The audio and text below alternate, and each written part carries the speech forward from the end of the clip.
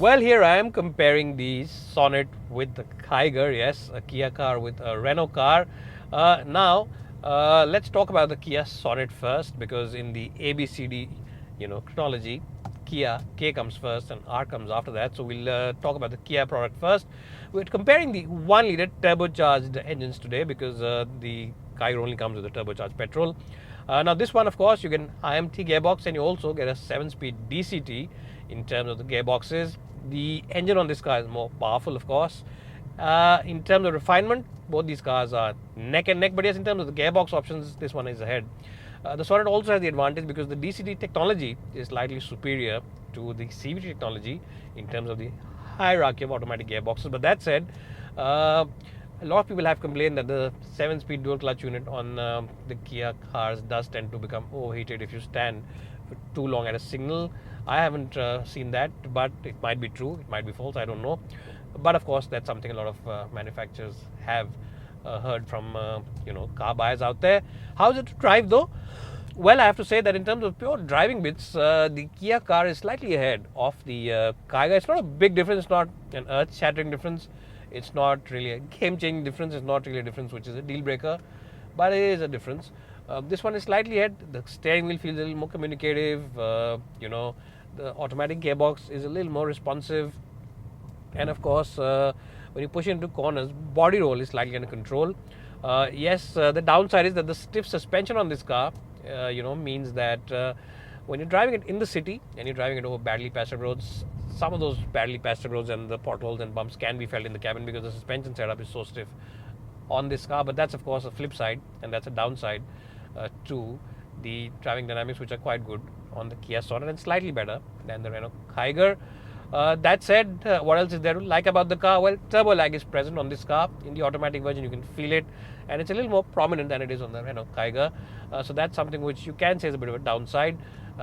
In terms of fuel efficiency, we've been driving this car around for the last couple of months, and in city we're getting figures of about 12, 13, which is decent, but again not really earth-shattering, and again can't compare with the Kiger, which has been consistently delivering figures of about 16, 17 kpl within the city, so that's quite good, and this guy is behind that. Well, so if you prefer to drive your car yourself, if you're a keen driver, enthusiast driver, you prefer sporty driving cars, then definitely it is the Sonet which has the advantage over the Renault Kiger. The Kiger is more comfortable. This one errs on the side of sportiness. Other than that, what are the other areas where we can compare these cars? Well, if you compare the backseat experience, in terms of the backseat experience, definitely the Sonet is behind, and it's really behind not only the Kiger in this comparison, but even some other hatchbacks which sell at this price point or slightly lower price point. It's just not comfortable in the back. For long distance journeys, for short distance journeys, if you have kids at home who are about 6, 7 years old, 10 years old, then it's okay. 2 kids in the back, no issues. But if you have proper full-size adults, 5, 7, 5, 8, they will not like the backseat experience. So if you are a passenger who's always sitting in the backseat, the Renault Kiger is the car for you. Hood also of this car, even though it's quite big and quite good by its own standards, isn't as generous as the one on the Kiger. Kiger's 405 litres, this is about 380 odd litres.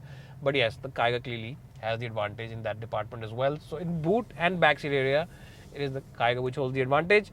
This car of course has a lot of features, and the plastic quality also is slightly better. So that's one area where you can say that Kia has done a good job. You of course get a huge touchscreen. It's easy to use, nice to use. Bose sound system, which is quite good. Digital cockpit. The extra features of course include cool front seats, which is a big bonus, and of course a nice sunroof. It's not a panoramic sunroof, but quite a nice one. So those are big advantages of this car. And the plastic quality also and trim and fit and finish is slightly ahead of the Renault Kiger. So that's my short comparison, driving this car around and telling you some positives and some negatives.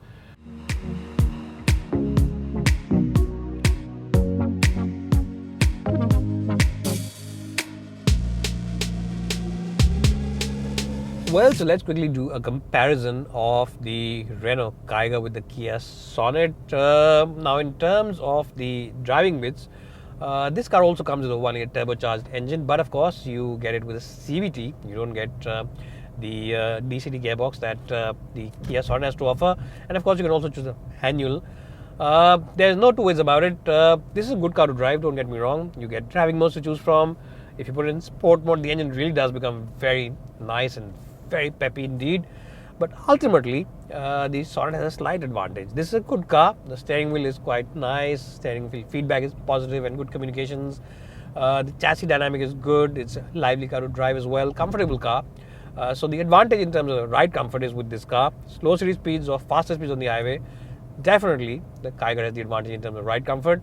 But yes, if you call yourself a keen driver, ultimately you push your car into corners, you want a car to have very good grip levels and doesn't have any body roll and stuff like that, then the Kia Sonet has the minor advantage. It's not a big advantage, it's only a marginal advantage, minor advantage, but yes, the Sonet is slightly ahead in terms of the driving bits. Where this car is good and ahead though is overall engine refinement. Cabin refinement is quite good. The Kia engine, the 3-cylinder unit, just seems to become a little boomy, a little noisy when you rev it up. This one remains nice and calm, and being a Japanese engine means that refinement levels are good even when you rev it hard. So that's something which you will really appreciate. Comfort wise, this again is ahead. Softer suspension setup, which makes it better car for highway trips as well, and even in the city, badly pastured roads and those rumble strips, everything is taken well within its stride. Now we've spoken about the driving bits. Overall, it's a good car. What you also enjoy about this car is the fuel efficiency. This engine just seems to be inherently very fuel efficient. Being a Japanese product, of course, it has to be. So we've got figures of 16, 17 kpl, 15 sometimes when it drops when we're stuck in traffic, but usually 15, 16 kpl is what we get from this car. The Sonet on the other end doesn't give us figures in excess of 12 or 13. So yes, the advantage in the fuel efficiency also is with the Renault Kiger. So that's, I think, enough about the driving bits. Let's talk about the cabin. Let's talk about the front end of the cabin, the front end of this car. What you like about the front end of this car is the fact that it gets a lot of features. It's nice. Plastic quality is quite good. Yes, plastic is half a notch below, maybe a step below overall the Kia in terms of overall fit and finish. Doesn't have that glossy effect, but it's quite good and quite acceptable. And features also quite good. You don't, of course, get a sunroof, but apart from that, you get everything. You, of course, get a complete digital cockpit, nice touchscreen to use, different driving modes, ambient lighting option, wireless charging, cruise control, and of course, the only thing missing, as I said, is the sunroof, which the Kia Sonet gets. The backseat experience is one place where the Sonet falls really short. It really falls behind the Renault Kiger. The Kiger seats are very good in terms of comfort, in terms of space, and in terms of the general ambience. Just feels like a much bigger cabin. So if you travel with your entire family, you enjoy those outings with your family on a very regular basis, then it is the Kiger which you will appreciate. You will just not want to drive in the Sonet when it comes to pure family outings. And as I said, the comfort also of this car's suspension is better. So in that department, it's ahead. Hood wise, dicky is bigger on this car. So again, the advantage is with the Renault Kiger when it comes to overall boot capacity, over 400 liters of space, and ground clearance also is quite good, 205 mm ground clearance, which means that even though you won't take it out for serious off-roading, but even small off-roading excursions if you want, you can do it with this car.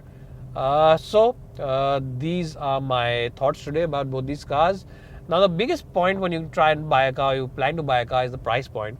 And I think that's one area where this car just outshines the Kia Sonet. Now, the top of the line version, the dual tone and everything, when you buy it, costs you around 12 lakh rupees, which is quite good in terms of the pricing. 12 lakh rupees is a decent price.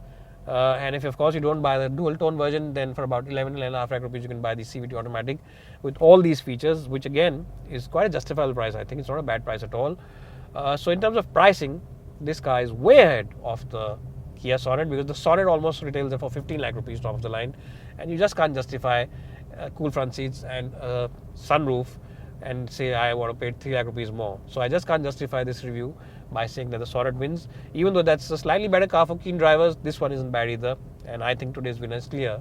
It is the Renault Kiger. So if you're planning to buy any of these two cars, my money is on the Kiger, and your money and your vote should also be on this car.